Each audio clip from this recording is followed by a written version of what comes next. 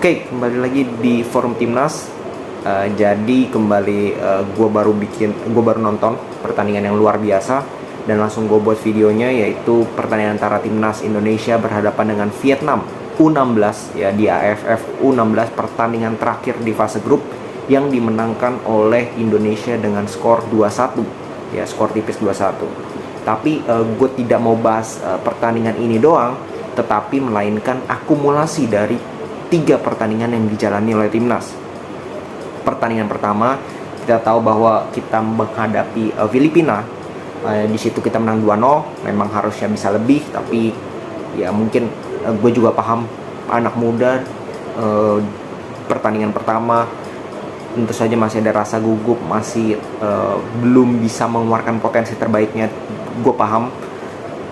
Terus lawan Singapura, lawan Singapura kita bisa bantai 9-0, luar biasa, skor yang luar biasa. Dan pada saat pertandingan ketiga melawan Vietnam, kita bisa membuktikan yang setiap kali gue bilang bahwa kita bisa menang, kita sangat bisa menang lawan Vietnam maupun Thailand sebenarnya, terutama di usia muda. Karena seperti yang gue bilang, bahwa ketika lu bermain di usia muda, Vietnam dan Thailand ini belum menjadi satu tim yang matang seperti timnas senior mereka. Itu yang berkali-kali gue bilang, dan itu sudah terlihat di lapangan.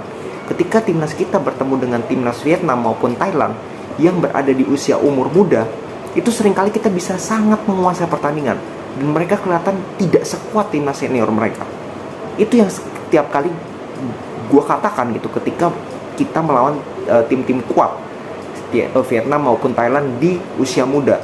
Dan kenapa gue bilang seperti itu? Karena kelebihan kita dibandingkan mereka, dimana kita, timnas senior kita ini kebanyakan juga memakai pemain-pemain muda yang notabene bermain di U23 maupun U19, U16 belum lah, tapi U23 dan U19 itu ada beberapa pemain yang dimasukkan menjadi pemain senior di timnas senior. Akibatnya, positifnya, mereka sudah terbiasa menghadapi tekanan, mereka sudah lebih matang secara pemain. Nah, itu yang membuat keuntungan bagi negara kita dibandingkan negara-negara lain yang notabene timnas senior mereka hanya memakai pemain-pemain yang senior, sedangkan pemain muda dan juga pemain developmentnya itu ya hanya untuk ya pengembangan. Kalau dia bagus, lengkapnya itu bertahap dari U16, U19, U23 baru ke senior. Kalau kita bisa lompat dari U19, dia bisa bermain langsung ke senior. Nah, itu menurut gue keuntungan, dan itu bagusnya dari yang dilakukan oleh STY. Nah, sekarang U16 ini kan bukan dipegang oleh Sinteyong, tetapi dipegang oleh Bima Sakti yang notabene beberapa kali juga menjadi pelatih dari timnas junior dari Indonesia. Dan kalau kita lihat statistik dari 3 pertandingan awal, ya 3 pertandingan awal gue bisa bilang 3 pertandingan fase grup timnas Indonesia sangat luar biasa. Mereka mencetak 13 gol dengan 3 kemenangan dan hanya kebobolan 1, itu di pertandingan tadi, lewat penalti pula, yang menurut gue penaltinya jelas itu adalah sebuah diving. Tapi kembali lagi, yang namanya tidak memakai VAR, ya seperti inilah resikonya, bahwa terbatas kemampuan dari wasit. Kita juga nggak bisa bilang bahwa wasitnya curang dan sebagainya. Gue tidak melihat itu. Yang gue lihat adalah ya sulit menentukan itu, karena kejadiannya cukup cepat. Ya pemain kita juga seakan-akan ingin menabrak, memang belum kena. Ya makanya gue bilang diving. Tapi kan wasit melihat itu dengan cepat dan dia harus memutuskan dengan cepat. Beda dengan kita melihat replay berkali-kali. Maka dari itu pentingnya VAR seperti itu. Tapi kan sekarang tidak ada VAR. Maka dari itu gue oke lah, gelap mata. Kalau memang kita hebat, kalau kita memang punya potensi, kita bisa balas, dan terbukti. Bahkan bukan dengan 1 gol doang, tapi 2 gol. Ya, kita punya beberapa peluang di pertandingan tadi luar biasa. Tapi kembali lagi, end passingnya menurut gue masih cukup harus diperbaiki oleh Coach Bima Sakti. Build up sudah cukup baik. Gue jarang melihat umpan lambung-lambung gak jelas. Ya, lebih sering bermain kombinasi cepat ya, transisinya cepat yang gue lihat. Dan itu cukup baik untuk timnas kita, karena kita bisa memanfaatkan kecepatan yang kita miliki. Pemain-pemain kita ini skillful, cepat, dan ketika lu bermain kombinasi bola-bola pendek itu akan sangat bermanfaat. Ya, gol true pass juga sangat penting. Gol kedua itu kan true pass. Gol pertama kita memanfaatkan bola-bola atas, tapi crossingnya bagus. Itu yang jarang gue lihat. crossing pemain kita nyampe ke kepala pemain dari kita ya. Jadi dua golnya sangat-sangat bagus, berawal dari build up, yang kedua transisi cepat, dan gue melihat potensi yang cukup besar ya dari tim ini. Tidak ada satu pemain yang lebih istilahnya lebih menonjol daripada pemain lain. Kalau menurut gue semua setara, semua berkontribusi dengan baik. Mungkin kalau gue bisa bilang kaptennya punya penampilan yang paling konsisten ya, si Iqbal di belakang. Yang lainnya sama rata ya, sama rata dalam hal positif, dalam arti mereka bisa membagi tugas, mereka bisa bermain sama konsistennya, bermain sama bagusnya ya, dan saling menutupi, saling melengkapi. Dan itu sangat penting di usia muda, karena mereka ini enggak waktunya sekarang itu bukan show off skill enggak, tapi mereka belajar untuk bermain secara taktis. Mereka belajar untuk bermain secara simple, supaya nanti di timnas senior mereka nggak kaget dengan strategi Sinteyong. Karena kita tahu Sinteyong ini jarang memakai long ball.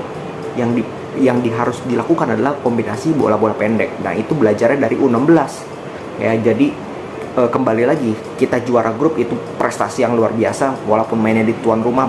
Itu menjadi poin yang sangat plus untuk kita.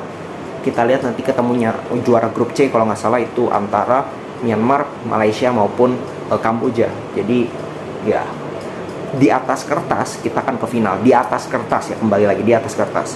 Tapi kembali lagi, ini kan namanya U16 ya, masih sangat junior. Kita juga nggak bisa memberikan pressure yang begitu tinggi kepada pemain-pemain kita. Ya, kita tidak bisa menuntut terlalu tinggi. Kalau mereka nggak juara pun, menurut gue harus diapresiasi bahwa mereka sudah bisa menunjukkan permainan yang bagus. Ya, menangnya bukan kebetulan. Mereka sudah bisa mengalahkan Vietnam.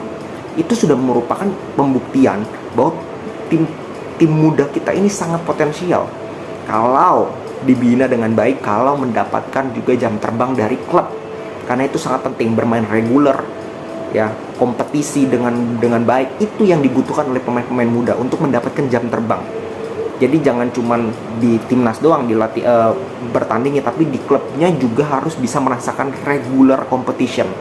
Karena itu sangat penting untuk youth development gitu ya. Dan itu yang gue lihat masih menjadi PR bagi negara kita. Dan terbukti banyak yang di U19, U16 bersinar pada saat masuk ke senior hilang. Kenapa? Karena kembali lagi yang tadi gue bilang ya, developmentnya itu berhenti di tengah jalan. Ketika dia harus mendapatkan klub yang bagus, yang bisa memanfaatkan dia, yang bisa mengembangkan dia tidak mendapatkan itu. Ya, dia tidak mendapatkan jam terbang tinggi, akhirnya di senior dia hilang. Nah, itu yang jangan sampai. Yang gue lihat di generasi ini cukup bagus, mereka bermain kompak. Ya, jangan sampai hal-hal yang lama itu yang kita sudah lewati, yang buruk-buruk itu jangan sampai terulang. Nah, itu pesan gue untuk mungkin PSSI dan sebagainya, untuk bisa menjaga nih generasi muda kita. Karena kita tidak pernah kehabisan yang namanya talenta berbakat. Ya, potensial berbakat itu tidak akan hilang. Mau dari generasi sepak bola di Indonesia itu selalu menghasilkan bintang-bintang, selalu menghasilkan talenta-talenta yang luar biasa. Tapi bagaimana dimanfaatkan, bagaimana dilatih, bagaimana diberikan fasilitas, diberikan treatmentnya, itu yang menjadi masalah. Ya, belum merata kalau menurut gua. Ya, itu yang harus menjadi PR. Ya, jadi kembali lagi ke AFF U16 ya, gue sih cukup impress dengan permainan mereka. Dan kita lihat nanti di semifinal maupun final, karena kalau semifinal final ini urusan mental. Kalau udah masuk fase ke knockout, itu udah urusan mental. Dan kita lihat nanti mental anak-anak muda kita seperti apa. Oke, jadi buat kalian juga jangan bully kalau misalkan nanti faktanya kita tidak menjadi juara. Jangan pernah membuli anak muda yang masih belajar, masih berkembang ini, karena itu bisa menghambat nantinya perkembangan mereka. Oke, segitu dulu dari gua. Salam sepak bola.